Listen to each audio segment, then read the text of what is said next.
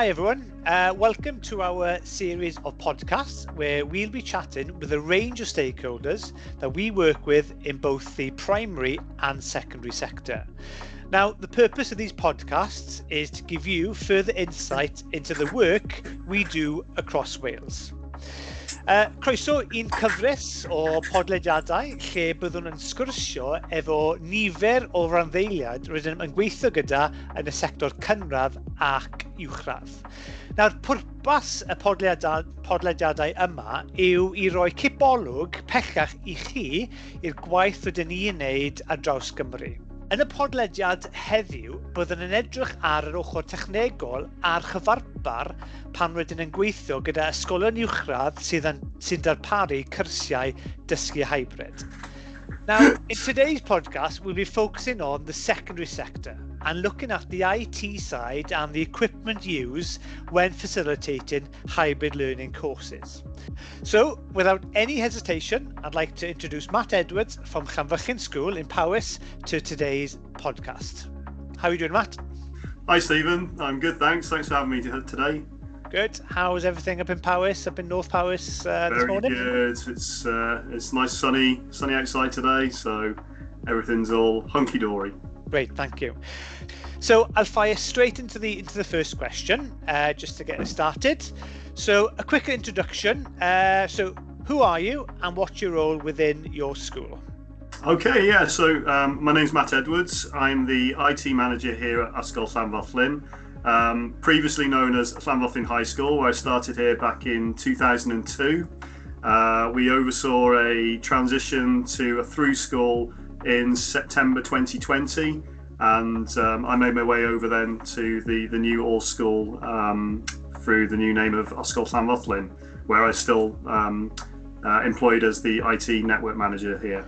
Good. So yeah, just give us an insight. How long has your school, so Llanfyllin School, been involved in delivering collaborative hybrid learning courses?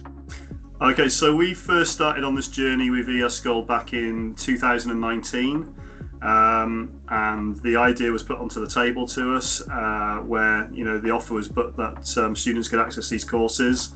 So the journey has started from there, really, 2019, and it's been going from strength to strength.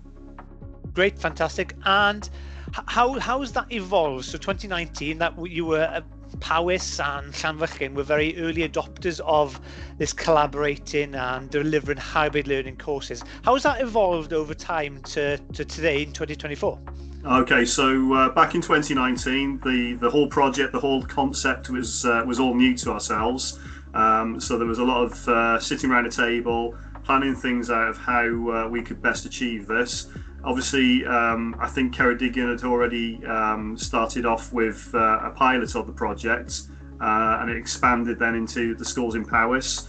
So we sat around the table, planned out how this could work out, and we trialed different scenarios, different setups, tested out what worked best for us and with the schools that we were collaborating with. And moving forward to today's incarnation of the system, as it were, Microsoft, the project we're using is through Microsoft Teams, and a number of features have been fast forwarded from the initial concept to what we see today.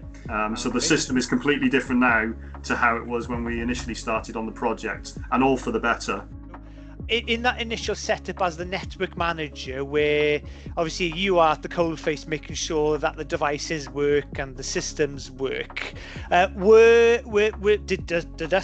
as eSgol, did we involve you in the conversations to making sure everything was working fine? How did that transpire? Absolutely, yes. So as I said, when we first went on board with the system, it was very much a learning curve for both parties involved. But along the way, we worked closely with the eSchool team, and where things weren't quite working properly, we'd go back, we'd feedback using my knowledge as an IT manager and hardware side of things, speaking to colleagues in other schools as well. We knitted together and found solutions to little problems that may have needed tweaking. Initially around sound, microphones, the clarity, picking up voices. but we had a lot of feedback and influence in today's product that is now on the market for the e-sgol brand. Fantastic. And I think personally, in my experience in working with secondary schools across Wales, I think it's vitally important that we have strong working relationships with the IT network managers within the schools, making sure, because unfortunately when issues do arise, obviously you are the person that maybe gets it in the neck most of the time from the teachers and the teachers. So it's important that personally for me that I do work closely with you. Is that similar with you? Making sure that there's strong relationships with, or some kind of relationship with us, with yourselves? Absolutely. I mean, the working relationship goes with the e-sgol team, but also with my colleagues here in school and the students that are accessing those courses. So they know that if they have an issue, they can come to me, and I know that if I've got an issue that needs resolving higher up, then I can go straight to the e-sgol team, and they're always there to support us along the way. Yeah, I think having that strong working relationship between us at e-sgol and the network and the IT managers is vitally important, and we are seeing that in many schools, and most schools across Wales. So and I think it's important to, sorry to jump in then, but I think it's so important to go back on that open dialogue side of things, that with my staff and with our students, I ensure that they let me know if they have got any issues, because it's those schools then that have been proactive on a setup gets the best out of the project.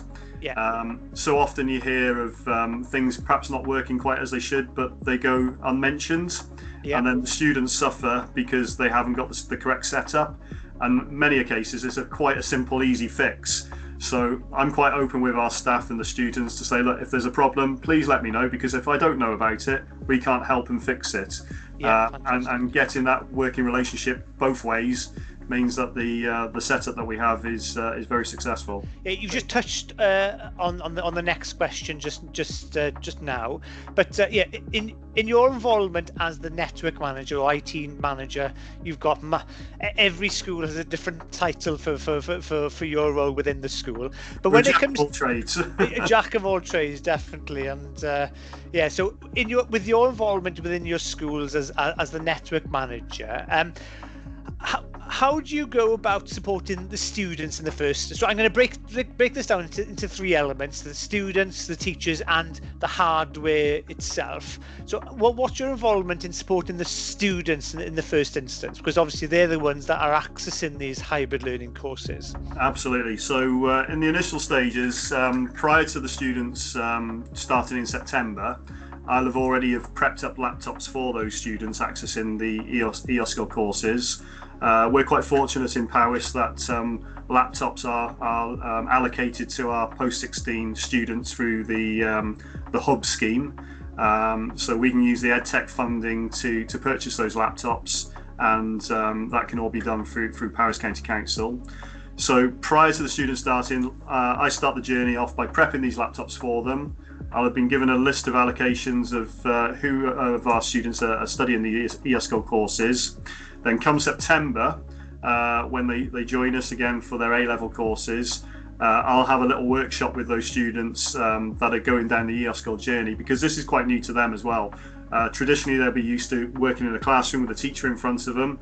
So this is a whole new journey for them for their A-level courses. So I sit down with them, I go through what's required, how they can access their courses online through the hub platform, ensure that they've got the resources, the logins, the setups, access to the courses that they require. And then they've got access to myself if they need any further support on that. So they've always got access to me. Yeah, fantastic. And that moves swiftly on then to the teachers then. So you mentioned that obviously you touch base with the students, and you notice that their digital competence has increased or improved over time. How do you support the teachers then when it comes to delivering their hybrid learning courses? Because obviously, as we do support teachers, we provide maybe drop-in sessions, we meet with teachers in the summer term, but similar to the students, there's a long maybe period where they maybe not logging into Microsoft Teams or Hub and maybe unaware or forget about certain protocols. How do you support teachers then in delivering their hybrid learning courses? Yeah, so similar to the students, obviously the staff have got similar needs, but also quite different needs. Yeah. So going down the teaching element, again, we'll have refresher courses. Some of these might be brand new to delivering a course online, and they need a little bit of a helping hand of knowing what software packages do various different things. Depending on the subject itself and the technology that they're using, they might need some support in actually connecting the equipment up. So again, it's just having either one-to-one sessions or a small group of team that are delivering an e-sgol course, whether it be from the same subject or from across a different subject range. We will have little workshops that they can go down to the teaching rooms. We can explain what the various equipment is. Yeah. Some of it might sound very, very basic, and we don't want to alienate anybody, but you'll be surprised how many people actually prefer that kind of style of stripping it right back to the bare minimum, to the very, very basics, and going through each device like, this is the webcam, this connects to here, if you've got a problem, this is where you can you find those settings. So I know everybody works on a different kind of level of digital competency, but I say stripping it right back, then we have that network of staff that are delivering the courses that are able to support myself in supporting other teachers and members of staff that will be using the e-sgol equipment to deliver lessons. So that bank builds up. So my knowledge passes on to somebody else. I'm there all the time to support them, but they can also fall back on other members of staff then that have been trained up, and they all support and help each other out. Yeah, that's great. And alongside, obviously, we as the support package that we provide to schools is we do offer professional learning opportunities for teachers, maybe focusing more on the teaching and learning, the pedagogy side. But I think there's always a place for those fine details regarding the finer arts of maybe how to use certain devices, how to log in. So I think hardware side. The hardware side. I hardware think having side that support. Specifics, kind of in-house, hands-on, have a feel for it, have a play around. Fantastic. So I think from the sound of it, you are as a network manager or IT manager within the school. I think you are there at the coalface when things do go wrong, or whether there are issues, but also in being proactive as well, making sure that things are set up, ready to go, and maybe just touch basing with the students and teachers at the start of the year. But like I just mentioned now, that sometimes things do go wrong. We can't hide away from that. That could be the internet dropping for a few moments in the day. It could be hardware issues. But in your experience then, what kind of issues do you see arise as a network manager, and how do you go about resolving these issues? It's clear problems do happen, and we don't deny the fact that problems happen. The problems are quite minimal, thankfully, and when they do arise, through some of the training that I've gone through, the students, all the staff are able to step in. So for example, some of the issues that we may come across, the microphone isn't working. So the pupils will be online in the class and the teacher can't hear them on the other side. There could be two sides to that. It could be an issue on our side, or it could be an issue on the remote side. So what we've done is we've trained the students and the staff to kind of pinpoint or look out for the clues to work out where the problem lies. So we've gone through certain scenarios and deliberately broke things so that pupils know what to look for when they're in those situations. So I say the common things are microphones on mute, or a cable has come unplugged. Possibly the webcam isn't coming on, there's no lights on the webcam. Again, most of it is down to either a cable being unplugged at the back of the device, or within Microsoft Teams itself, they may have changed the speaker. We use different scenarios, so we'll have speakers built into our clever touch screens in the classroom that they use to access the remote sessions. There's speakers in there. There's also a wireless Jabra style speaker, which the pupils can place in front of them, which acts as the microphone as well for clarity. So occasionally the settings may have been switched over, and one might be on mute, one might be not active.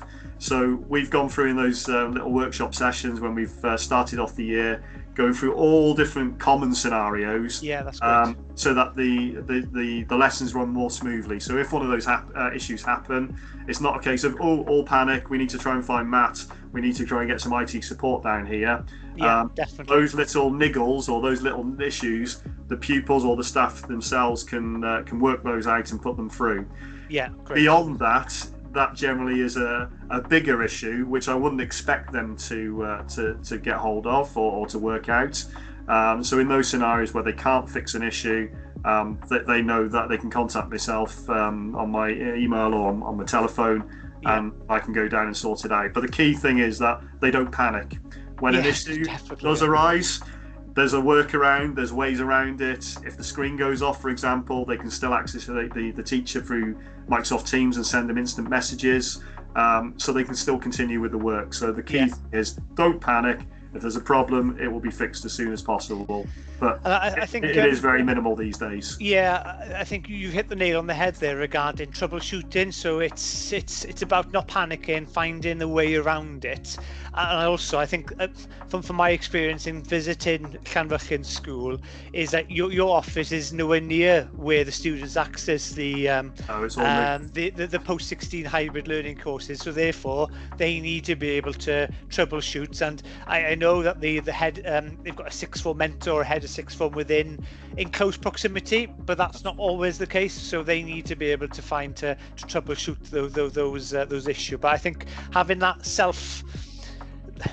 that team around the learners, the team around the teachers, and being able to support each other, I think that's vitally important. And one thing I think which moving forward would be useful for anybody listening to this podcast today, in the same similar role, or as a teacher or somebody that's worried about any issues that may arise, is possibly ask your IT technician in your schools to create like a bullet point on a laminate.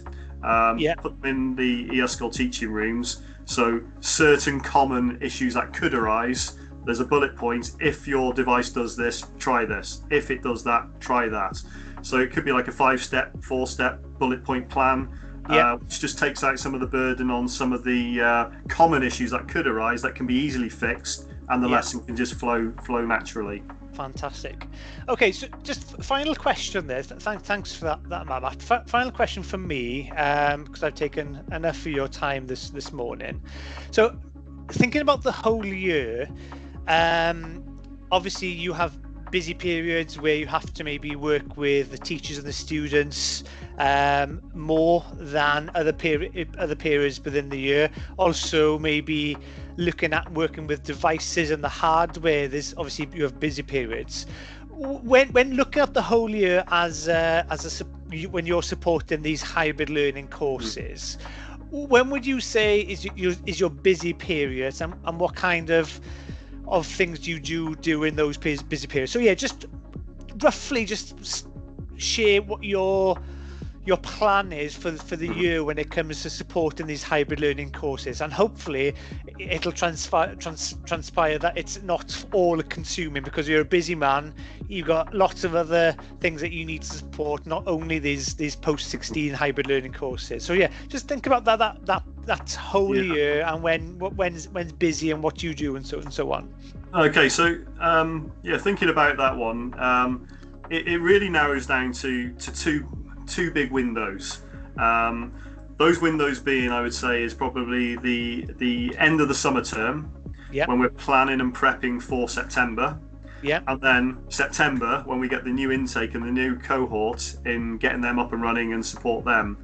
Everything else in between, it kind of flows itself. The students get on with their role. They've familiarized themselves with the setup. We've done our training courses, and then it's just a smooth, natural cycle back around again. So going back to the summer term, my main tasks in that time of year is communicating with our timetabler. So I think that's very, very key, is the communication between senior management or whoever puts your timetables together, to find out what students are likely to be taking these courses in September. and what rooms they're being timetabled in as well. So during the summer term or the summer holidays, if I know some technicians are term time only, some work through the summer holidays as well, or they're in for a few weeks. But during that summer term then, or into the summer holidays, we can go in, or I can go and ensure that each of those rooms that have been timetabled ready for those September lessons are all up to date. The equipment's all working, the cables are all in place, batteries are charged up, or batteries are replaced for any wireless devices. I also then get from the timetabler the list of option subjects that students have taken or chosen to take, so I can identify who our e-sgol students are for the following year. Then based on that, then during the summer term, I then collect and bring in all the devices from the students that are leaving us that summer. Yeah. So that can be a fairly big job, depending on how many students you've got, and ensuring that all those devices are brought back in to get them all prepped up, cleaned up, ready for the next cohort. And then, as I said, coming into September, then it just rolls into it naturally that those devices have been collected, prepped, and redistributed then to the new students, and we go through the process of doing our training with them. So it's only really for that summer period, the start of September, which I would say is the busiest time in onboarding the new students. Throughout the year you'll dibble in and out of it, but it's a sign of a good system when the product has been put in place, the pupils know exactly what they're doing, and they get on with it. When I know that I'm not hearing any phone calls or any problems to go down to there, I know it's all working, and that's what you want, really. Pupils are happy. So it's for anybody listening to this and panicking about, oh, it's going to take up all my time. It really doesn't, and with the support around you as well, then there's no real issues with it at all. Great. Just maybe an additional question here from my end. I know devices can be short in some schools, especially if you've got a big cohort coming in. I'm not sure. Obviously, some schools have bring your own device policies for sixth formers, and I know some schools have are adopting that and allowing students to use their devices for the e-sgol courses or the collaborative hybrid courses. Do you adopt that policy within Llanfachryn? We're, as I said earlier on, we're very fortunate in Llanfachryn in that we do have one-to-one devices for our sixth form students. So they all are allocated, whether they're doing an e-sgol course or not. They are all allocated a laptop on arrival. But we do offer a BYOD system as well through our wireless network. So students are able to bring their own devices in if they wish. And they can connect up onto the Powys Wi-Fi system, and once they're accessing through the Wi-Fi system, they can access services such as the hub through that connection. Okay, so I think, like I mentioned earlier, thank you ever so much for your time this morning. Valuable just maybe having a chat with you regarding your role as the network manager within Llanfachryn School, but a lot of the things that you mentioned there, they would transfer to IT managers across, or IT technicians across Wales, really, that are maybe delivering hybrid learning courses. So thank you ever so much for your time this morning, and we'll catch up soon. Thank you, Matt. No problem at all. Thank you very much for having me. I've enjoyed it. Good. See you now. Bye. Diolch.